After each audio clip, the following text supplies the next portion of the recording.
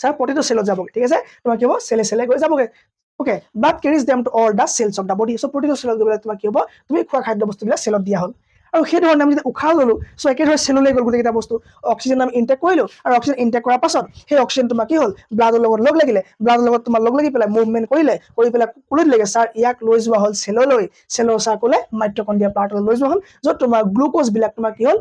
ভাঙা গ'ল ঠিক আছে ভাঙি পেলাই ইয়াক তোমাৰ কি হ'ল 38 টা ইয়াক কি বনা হ'ল এটিপি লে কনভাৰ্ট কৰি দিয়া হ'ল ঠিক আছে ওকে সো কি হ'ল তাত তোমাৰ অক্সিজেনটো লগ লাগিব অক্সিজেনটো লগ লাগি পেলাই যিবিলাক খাদ্য আছিলে দুইটা মিক্স হ'ব মিক্স হৈ পেলাই এটিপি তোমাৰ কি কৰিলে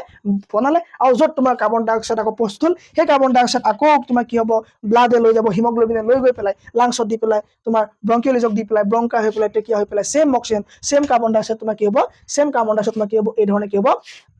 একেটা ৰাস্তাইদি ফলো কৰি পেলাই বাহিৰলৈ ওলাই গুচি যাব সো দুইটা বস্তু আমি এতিয়া গম পালো যে আমি খাদ্য নাখালেও জীয়াই নাথাকো উশাহ নিশাহ নললেও জীয়াই নাথাকো বা যিকোনো এটা কৰিলেও আমাৰ নহ'ব সো দুইটা বস্তু হ'লেহে এটা লাইফ এটা চলিব ঠিক আছে